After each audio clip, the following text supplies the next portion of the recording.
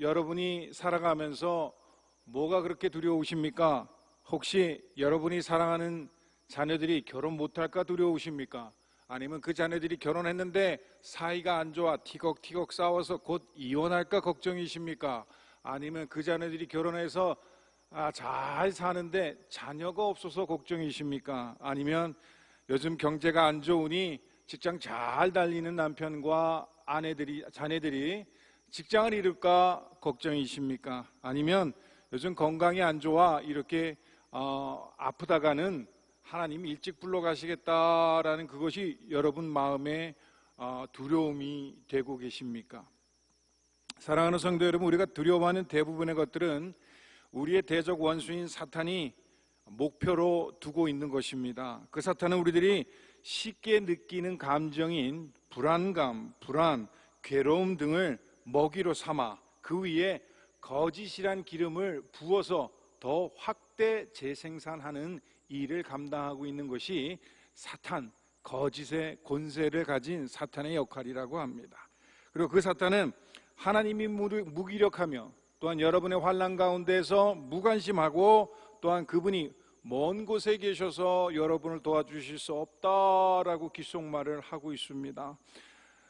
자신을 죽이려고 뒤쫓아오는 사울 왕의 추격에 이미 지치고 힘들어버린 다윗, 또한 하나님 마음에 합한 자였다라고 하는 그 다윗 또한 시편 기자 13편 1절 말씀에 이렇게 고백합니다. 여호와여, 어느 때까지입니까? 나를 영원히 잊으시나이까?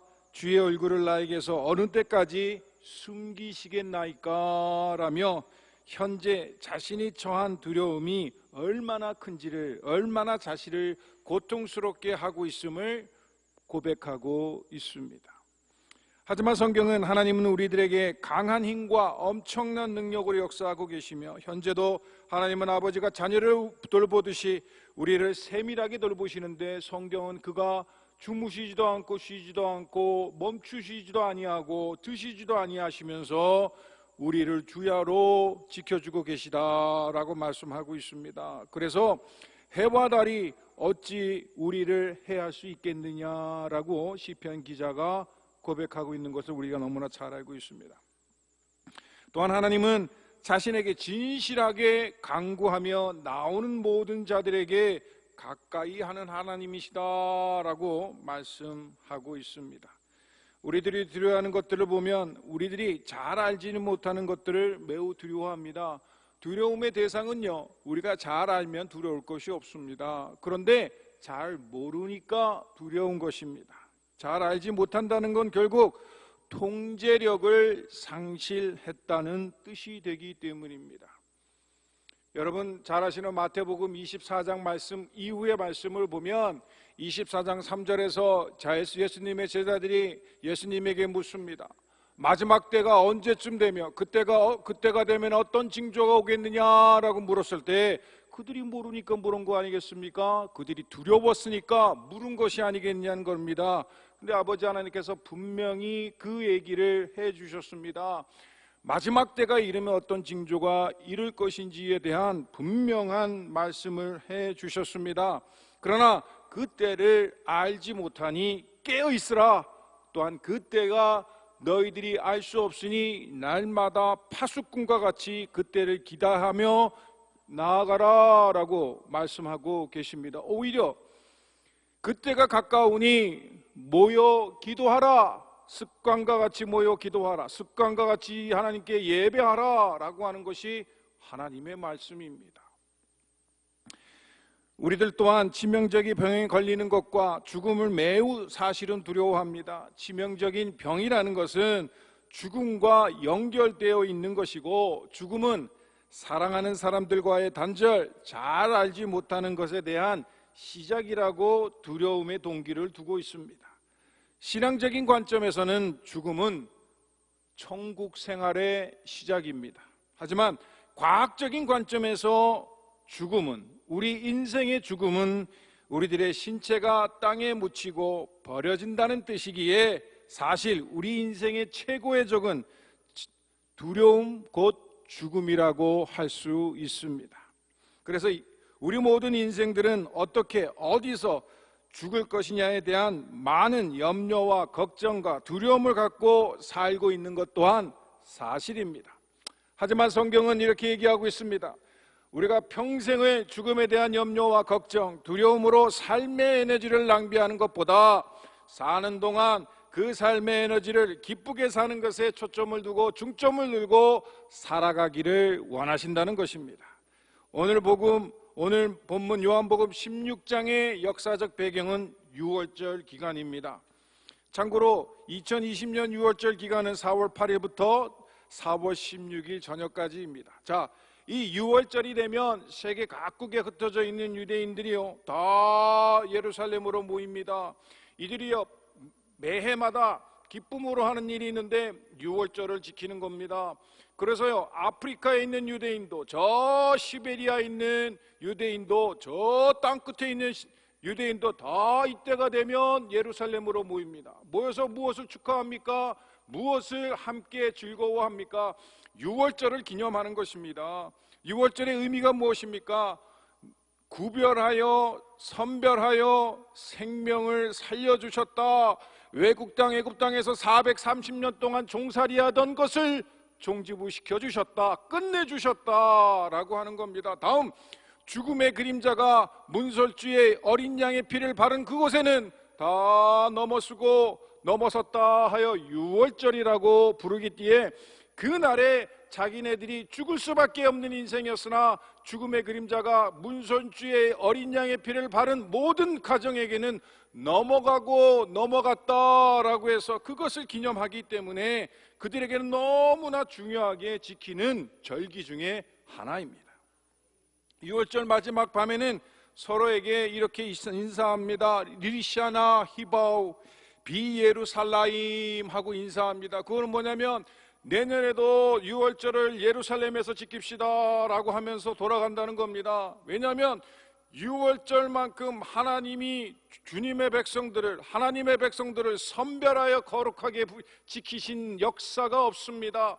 특별히 아버지 하나님께서 구별하여 주신 것을 보면 여러분 가인의 예물은 받지 않으셨고 여러분이 잘 아는 아벨의 예물을 받으셨던 것을 통하여서 하나님은 선별하신다, 구별하신다라는 것을 우리가 알 수 있습니다. 소돔과 고모라, 너가 좌하면 내가 우하리라, 네가 앞으로 가면 뒤로 가면, 네가 저리 가면 내가 이리로 가리라 라고 했던 아브라함이 로세한 그 양보로 인해서 롯은 소돔과 고모라 진멸의 땅, 아버지 하나님의 진노의 땅을 선택하였고, 또한 아브라함은 믿음의 땅을 선별하여 하는 곳곳마다 백배의 축복을 누리게 하여 주셨다라는 것을 우리가 너무나 잘 알고 있습니다. 노아 사건은 어떻습니까? 86년 동안 산꼭대기에서 노아 방주를 지었을 때 많은 사람들은 미쳤다라고 하였지만 아버지 하나님 비가 오기 시작하면서 그 노아의 방주에 문이 닫히기 시작하면서 아무도 노아의 가족 외에는 노아의 방주에 탄 사람이 없을 때 하나님의 백성과 하나님의 백성이 아닌 것과를 구별하여 주셨습니다. 또한 여러분이 잘 아시는 유월절 또한 그러하였고, 광야에서 바로 앞에 목전에 가나안 입성을 앞두고 있는 가운데에서 12명의 정탐꾼을 보냈는데 10명은 안 됩니다.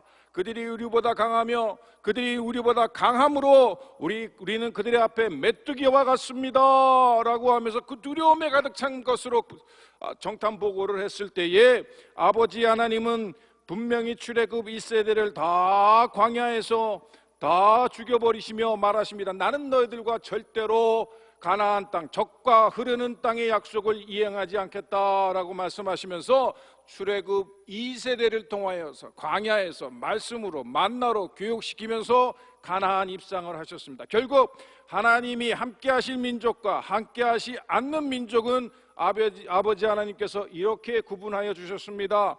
마태복음 24장, 누가복음 12장 말씀에 아버지 하나님께서 마지막 때에 이르러 반드시 어떤 이는 똑같이 절구로 무엇을 찢고 있는 가운데 한 여인은 들림을 받을 것이요 한 여인은 그곳에 남아 버려져 있을 것이다 라고 말씀되어져 있습니다. 그것으로 보아 반드시 마지막 때가 되면 믿음의 백성들을 선별하여 불러주셔서 저 천국 소망의 땅 천국에 입성하게 하실 것이요, 그러나 끝까지 믿음을 지키지 못하는 백성들은 끝까지 이곳에 버려두신다라고 하는 말씀으로 귀결될 수가 있습니다. 오늘 이 자리에서 주일을 성수하겠다, 하나님의 받은 은혜가 있기에 주일도 이렇게 날려나오신 많은 성도님들, 오늘도 이 방송을 통해서, 유튜브를 통해서, 집에서, 가정에서, 일터에서 이 방송을 청취하고 계신 우리 사랑하는 숭일교회 성도 여러분, 오늘은 이 말씀을 귀를 세우고 마음을 세우고 들어주시기 간절히 소망합니다. 여러분이 지금 보신 요한복음 16장의 장소는 마가의 다락방입니다. 이 마가의 다락방은 이곳에서 요한복음 14장, 15장, 16장이 잘 쓰여지고 기록되어져 있습니다. 예수님은 제자들에게 세상이 나를 먼저 미워하고 박해한 것과 같이 세상은 너희를 미워하며 박해할 것이다 라고 말씀하셨습니다. 또한 한 알의 미나리 죽어야 많은 열매를 맺는 것과 같이 예수님도 십자가에 반드시 달려 죽어야 많은 영혼을 구원하실 것과 내가 죽어야 보혜사 성령이 너희들 가운데 오실 것이다 라고 강변하여 주셨습니다. 하지만 여러분이 잘 아시는 대로 제자들은 매우 상심하였습니다. 예수님이 십자가에서 죽으심으로 자신들이 누릴 영생의 축복, 제사함의 축복, 또한 제사함의 은혜들보다 예수 그리스도를 이제는 잃을 수밖에 없다고 하는 슬픔이 그들의 마음에, 두려움이 그들의 마음에 가득 찼기 때문입니다. 이와 같은 근심과 재난을 통틀어 우리는 환난이라고 얘기합니다. 요한복음 16장 2절 말씀에 사람들이 너희를 출교할 때뿐만 아니라 때가 이르면 무릇 너희를 죽이는 자가 생각하기를 이것이 하나님을 섬기는 일이라 하리라. 사도 바울이 사울이었을 때 예수 그리스도를 추종하는 모든 이들을 죽이는 일을 그는 하나님의 일, 사명으로 여겼습니다. 그 사울은 다메섹상에서 예수님을 따르는 자들을 끝까지 잡아 죽이려고 쫓아갔던 초대교회를 핍박한 대표적인 인물이었습니다. 결국 우리 성도들의 환난 가운데, 삶 가운데 환난은 분명한 목적을 가지고 있음을 여러분이 반드시 아시길 간절히 소망합니다. 첫 번째 목적, 환난을 통해 알곡과 쭉정이를 구분하시길 원하십니다. 마태복음 3장 12절 말씀에서 손에 키를 들고 자기의 타작마당을 정하게 하사 알곡은 모아 곡간에 들이고 쭉정이는 꺼지지 않는 불에 태우시리라 라고 말씀합니다. 알곡은 진실로 하나님을 믿는 사람이며 쭉정이는 하나님을 믿는다고 하면서 환난을 만나면 우왕좌왕하며 형식적인 신앙임을 가리키고 있습니다. 즉 손에 든 키를 흔든다는 것은 환난을 통해 그 성도들의 신앙의 정체성, 진정성을 알고자 하시는 하나님의 뜻이라는 것입니다. 두 번째, 그 환난의 목적은 환난을 통해 성도들의 정체성을 뚜렷하게 구별할 수 있기 때문입니다. 마태복음 13장 1절부터 23절까지의 말씀을 보면 네 가지 씨 뿌리는 자의 비유가 있습니다. 돌밭에 뿌려졌다고 하는 씨는 말씀을 듣고 즉시 기쁨으로 받되 뿌리가 없어 잠시 견디다가 환난과 박해가 일어날 때는 그냥 넘어지는 자입니다. 또한 그 씨앗이 가시떨기에 떨어졌다는 것은 말씀을 들었으나 세상의 염려와 재물의 유혹이 환난이 되어 막혀 결실할 수 없게 된 자를 얘기하는 것입니다. 또한 좋은 땅에 뿌려졌다는 씨앗은 말씀을 듣고 깨닫는 자니 인생의 원천이 모두 하나님께로부터 오는구나 라는 것을 깨닫고 믿고 그대로 사는 자이므로 환난과 박해가 세상의 염려와 재물의 유혹도 끄떡없는 자니, 그러므로 그런 성도는 100배, 60배, 30배 삶에 살아가면서 육적인, 신앙적인, 영적인 결실을 맺을 수밖에 없는 것입니다. 또한 세 번째, 환난의 목적은 환난을 통해서 우리들의 믿음이 어떠한지를 알 수 있게 되기 때문입니다. 베드로전서 1장 7절 말씀과 같이 너희 믿음의 확실함은 불로 연단하여도 없어질 금보다 더 귀하여 예수 그리스도께서 나타나실 때에 칭찬과 영광과 존귀를 얻게 할 것이니라 라고 합니다. 불과 같은 연단, 그 불과 같은 환난 가운데에서도, 박해 가운데에도 믿음으로 견딤으로 예수님이 다시 오실 때 잘하였다 충성된 종아라고 칭찬과 존귀와 영광을 얻게 되기 때문에 환난을 통해서 우리의 믿음이 드러나야 하는 것입니다. 또한 환난의 목적은, 환난은 성도들의 명확한 목적의식을 알 수 있게 합니다. 제가 신학대학 다닐 새내기 시절 습관적으로 그 수업을 4~5분 동안 4~5분 늦게 출석을 했습니다. 그러자 교수님이 저를 부르시면서 얘기합니다. 명확한 목적의식을 갖고 수업에 참여하십시오 라고 얘기하는데, 그 정도 얘기했으면 알아듣지요. 마음에 찔려서 졸업할 때까지 그분 수업이면 절대로 늦은 적이 없습니다. 그러므로 야고보서 1장 2절에서는 이렇게 얘기합니다. 우리가 시험을 만나거든, 우리가 환난을 만나거든 오히려 온전히 기뻐하라 라고 얘기합니다. 시험은 우리들의 삶의 명확한 목적의식을 깨달아 주게 하기 때문에 올바른 삶의 방향으로 나아가게 하는 것입니다. 또한 환난의 목적은 하나님을 의지해야 한다는 것을 환난을 통해 가르쳐 주기 때문에 그 목적이 있습니다. 고린도후서 1장 8절부터 9절까지의 말씀에서 사도 바울이 아시아에서 복음을 전하다가 죽을 뻔했던 고난을 통해서 죽은 자를 살리시는 하나님만 의지해야 되겠구나라는 것을 깨닫게 되었다는 것입니다. 하나님이 우리들에게 복을 주시려고 환난을 주심을 여러분 깨닫기를 간절히 소망합니다. 신명기 8장 16절에서 내 조상들도 알지 못하던 만나를 광야에서 내게 먹이셨나니 이는 다 너를 낮추시며 너를 시험하사 마침내 내게 복을 주려 하심이었느니라 라고 말씀하고 있습니다. 마태복음 24장 3절에서 금방 아까 전에 설교 전 가운데 도입 부분에 이미 말씀드렸듯이 예수님의 제자들은 마지막 때의 징조를 알려달라고 했습니다.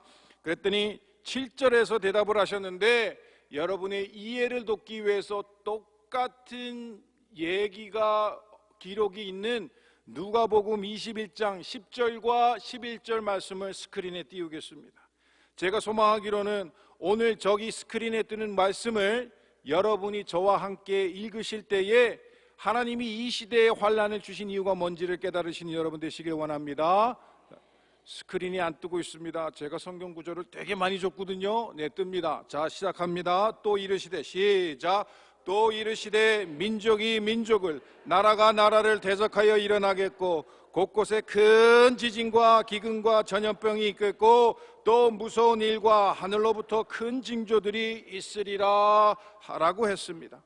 뭐라고 했습니까? 여러분이 가장 눈에 띄는 단어가 뭐냐면요, 전염병, 역병을 여러분이 보시게 되었습니다. 다시 말해서 마지막 때에 대한 징조가 여러분이 보시는 전염병과 역병이라는 것입니다. 예수 그리스도를 기다리는 우리 모든 믿음의 성도님들, 우리가 만약에 마지막 때에 이르면 어떻게 해야 되는지 여러분은 너무나 잘 알고 있습니다. 마지막 때가 되면 될수록 주님께 나와 예배하며, 마지막 때가 되어 우리의 생명의 신앙의 믿음의 환난이 닥칠 때마다 우리는 어찌하여야 합니까? 도망가야 합니까? 아니면 그 자리에 무릎 꿇어 이 환난을 거두어 달라고 주님께 기도해야 하겠습니까? 후자일 줄 믿습니다. 마지막 때에 있을 예언을 담고 있는 요한계시록의 중심 주제는 환난과 심판입니다. 총 22장 중에서 14장 14페이지나 할애하고 있는 것이 있는데, 그것은 마지막 때에 대한 예언이고 심판이며 또한 거기에 대한 환난의 내용입니다. 7인 재앙과 7 나팔 재앙이 있는데, 부분적이고 또한 7 나팔 재앙은 전면적인 심판과 환난을 얘기하고 있습니다. 7인 재앙과 7 나팔 재앙은 심판의 전조로서 환난이고, 7 나팔 재앙은 심판의 실행에 해당하는 환난에 해당합니다. 7인 재앙과 7 나팔 재앙은 연단의 의미가 있는 환난이겠으나 7 나팔 재앙은 심판의 의미가 있는 환난을 얘기하고 있습니다. 그래서 7인 재앙과 7 나팔 재앙은 성도가 불신자와 함께 경험하는 환난이라면, 일곱 나팔 재앙은 불신자만 대항하는 환난을 얘기합니다. 다시 말해서 마지막 때에 그리스도인들이 겪는 이 환난은 일곱인 재앙과 일곱 나팔 재앙으로 성도들과 불신자들이 같이 겪고 있습니다. 여러분은 지금 현재 이 세상에서 일어나는 전염병을 여러분 혼자서 겪지 않습니다. 성도들과 믿는 자들과 불신자들과 똑같이 겪고 있습니다. 그래서 성경은 일곱인 재앙과 일곱 나팔 재앙이라고 이 시대를 평가하고 있습니다. 일곱인 재앙과 일곱 나팔 재앙은 예수님 재림 전에 있는 환난이고, 일곱 나팔 재앙은 예수님 재림 후에 있는 환난입니다. 요한계시록 6장은 일곱인의 재앙이 언급되고 있습니다. 요한계시록 6장은 일곱인 재앙은 임봉된 하나님의 구원 계획을 예수 그리스도께서 하나씩 떼어 보여주실 때마다 나타나는 재앙들이 그려져 있습니다. 첫 번째 인을 뗄 때에는 흰말, 거짓 그리스도, 또한 두 번째 인을 뗄 때에는 붉은 말, 전쟁, 적 그리스도, 또한 세 번째 인을 뗄 때에는 기근, 검은 말, 말씀의 궁핍함으로 나왔습니다. 그런데 네 번째 인을 뗄 때에는 성경은 청황색 말이 드러났다라고 되어져 있습니다. 그래서 여러분 스크린에 나오는 요한계시록 6장 7절과 8절 말씀을 여러분과 함께 읽기를 원합니다. 7절, 넷째 인을 떼실 때에, 시작. 넷째 인을 떼실 때에 내가 넷째 생물의 음성을 들으니 말하되 오라 하기로, 내가 봄에 청황색 말이 나오는데 그 탄자의 이름은 사망이니 음부가 그 뒤를 따르더라. 그들의 땅 4분의 1의 권세를 얻어 검과 흉령과 사망과 땅의 짐승로서 죽이더라. 아멘. 이 청황색은요, 잘 기억해 보십시오. 사람이 질병에 걸리고요, 사람이 아프면은요 색깔이 이렇습니다. 부르하고 이 낯빛이 꼭 이런 색깔입니다. 병든 모습입니다. 이것을 이 청황색은 전염병의 모습입니다. 8절에 내가 봄에 청황색 말이 나오는데 그 탄자의 이름은 사망이니 음부가 그 뒤를 따르더라. 청황색은 누르스름한 녹색 창백한 인생의 병든 모습을 나타내고 암시하고 있습니다. 어떤 이는 핏기가 전혀 없는 잿빛으로 해석하기도 하는데 이것은 죽음의 낯빛입니다. 청황색 말을 탄 자의 이름은 사망이라고 했습니다. 사망의 헬라어는 다나토스인데 이 단어는 70인역에서는 전염병을 의미하는 히브리어 떼베르라고 번역되어져 있습니다. 그런 의미로 본다면 본문의 사망은 전염병이라고 할 수 있습니다. 에스겔서 14장 21절 말씀에 또한 에스겔서는 예언서 2에 그 말씀은 이렇게 얘기하고 있습니다. 주 여호와께서 이같이 이르시되 내가 나의 네 가지 중한 벌 곧 칼과 기근과 사나운 짐승과 전염병을 예루살렘에 함께 내려 사람과 짐승을 그 중에서 끊으리니 그 해가 더욱 심하지 아니하겠느냐라고 얘기하고 있습니다. 이는 두 번째 말, 세 번째 말에 이어 나타나는 재앙인 것입니다. 그리고 음부가 그 탄자의 뒤를 따른다고 했습니다. 음부의 헬라어 하데스, 죽음, 무덤, 지옥 등으로 번역되는데 여기에서 죽음이나 죽음의 상태로 보는 것이 아주 자연스러운 해석이라고 봅니다. 전염병으로 인한 결과를 말하는 것입니다. 전염병의 결과로 수많은 사람이 죽게 될 것을 시사하는 부분이기도 합니다. 오늘 말씀 요한복음 16장 33절에는 이것을 너에게 이르는 것은 너희로 내 안에서 평안을 누리게 하려 함이라. 또한 세상에서는 너희가 환난을 당하나 담대하라 내가 세상을 이기었노라 라고 말하고 있습니다. 다시 말해서 여러분이 환난을 당한다는 것입니다. 여러분이 여러 가지 것에, 질병에, 또한 여러 가지 재난에 여러분이 고난을 당한다는 겁니다. 그래서 여러분이 두려움이 꽉 차서 하나님 앞에 나오는 것을 두려워할 것입니다. 하나님 앞에 나와 예배하는 것을 주저할 것입니다. 또한 망설일 것입니다. 그러나 아버지 하나님은 무엇이라고 하냐면 내가 세상을 다 이기었노라 라고 말하고 계십니다. 사랑하는 성도 여러분, 예수님은 이기셨다고 하는 것은 사탄을 이기셨다고 하는 것입니다. 그러므로 더 이상 하나님의 자녀들이 사탄의 권세 아래에 있지 않음을 기억하시기 바랍니다. 그렇다면 믿는 모든 성도들은 예수 그리스도의 보혈로 죄를 사함을 받고 영생의 축복받은 모든 주님의 백성들은 사탄의 권세 아래에 있지 않기 때문에 사탄의 두려움의 대상이 되지 않는다는 것입니다. 하나님의 아들이신 예수 그리스도가 십자가에 돌아가심으로 그분을 통한 구원과 제사함을 믿는 모든 성도는 예수님의 십자가의 능력이 사탄의 힘과 능력의 근원을 예수 그리스도께서 십자가에 달려 죽으심으로 말미암아 완전히 멸하셨기 때문에 그 주님을 믿음으로 사탄을 이겼으니 이것을 환난 가운데 기억하라 라고 하는 말씀인 줄 믿으시기 바랍니다. 로마서 8장 1절부터 2절까지의 말씀에서 그러므로 이제 그리스도 예수 안에 있는 자에게는 결코 정죄함이 없나니 이는 그리스도 예수 안에 있는 생명의 성령의 법이 죄와 사망의 법에서 너를 해방하였음이라 라고 말하고 있습니다. 해방받으신 분, 또한 그 죄를 사함 받으신 분, 영생의 축복을 받으신 모든 여기 계신 숭익교회 성도 여러분들은 지금 삶 가운데 여러분을 두렵게 하는 것이 무엇이든지 간에 그 두려움은 불안이라는 것을 다시 한번 말씀을 드립니다.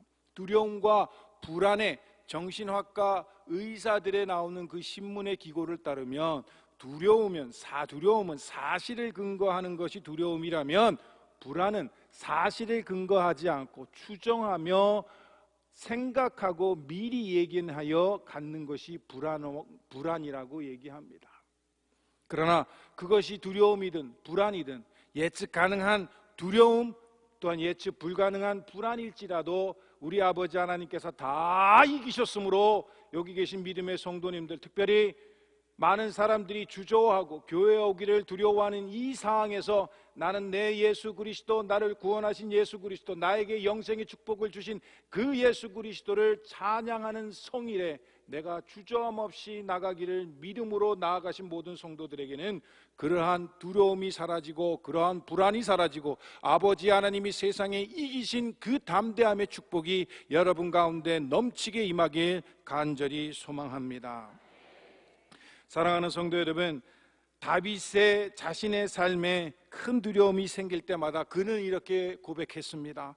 시편 56편 3절부터 4절까지의 말씀에서 내가 두려워하는 날에는 내가 주를 의지하리이다. 내가 하나님을 의지하고 그 말씀을 찬송하올지라. 내가 하나님을 의지하였은즉 두려워하지 아니하고 혈육을 가진 사람이 내게 어찌하리까 라고 고백을 했습니다. 시편 기자의 고백과 같이 우리가 매우 두려운 것이 있을 때마다 세상인 이기신 예수님을 의지하시는 우리 여러분 다 되시길 간절히 소망합니다. 다윗이 고백한 시편 56편은 어떠한 상황에서 쓰여졌냐면 다윗이 가드에서 블레셋 사람에게 붙잡혀 있을 때에 함께하던 군인들이 단 한 명도 없었습니다. 또한 싸울 무기도 먹을 음식도 하나도 없었고 그래서 아주 두려운 상황에 처한 상황이었습니다. 더군다나 다윗이 절망한 이유는 그 가드는 자신이 죽인 골리앗의 집이 있던 곳입니다. 그곳에서는 다윗이 죽인 골리앗을 영웅으로 떠받고 온 곳이기 때문에 그 가드에 입성했다라고 하는 것은 나를 죽여주십시오, 나를 잡아 먹으십시오 라고 하는 그 상황과 똑같았기 때문에 그는 너무나 두려웠습니다. 그래서 그 하나님을 의지할 수밖에 없었습니다. 죽음의 위기 앞에 하나님 앞에 무릎 꿇고 하나님, 저는 인생이요 티끌이요 부족한 것이 많은 인생이라 이 죽음 앞에 이렇게 나약함을 드러낼 수밖에 없습니다. 그러나 나는 하나님을 의지합니다. 세상을 이기시고 세상의 주인 되신 하나님을 전폭적으로 의지합니다 하였더니 그 가드 땅에서 그를 구하여 내심을 여러분이 기억하시길 간절히 소망합니다. 사랑하는 성도 여러분, 코로나 바이러스가 우리를 두렵게 하지만 세상을 이기신 예수님을 의지하고 살고 있는 우리 성도들에게는 그 두려움이 예수 그리스도, 세상을 이기신 예수 그리스도로 다 사하여졌음을, 멸하여졌음을 믿으시길 간절히 소망합니다. 세상을 이기신 예수님이 여러분과 함께하고 계심을 또한 믿으시길 소망합니다. 그 예수님이 여러분 마음 가운데, 우리들의 환난 가운데 평안을 주시고 계심을 기억하시길 간절히 소망합니다. 우리들이 살아가면서 환난을 당합니다. 그 환난을 우리가 이기게 하시고 그 환난을 통하여 더 큰 은혜와 축복을 주시는 우리 하나님이 우리와 동행하심을 여러분 반드시 기억하시길 간절히 소망합니다. 또한 예수님이 세상을 이기신 그 승리가 바로 성도 여러분의 승리임을 기억하고 주님 안에서 기뻐하고 또한 감사하고 또한 강하고 담대한 믿음으로 이 환난의 시기를 이어나가시는 승리해 나가시는 여러분 되길 간절히 소망합니다.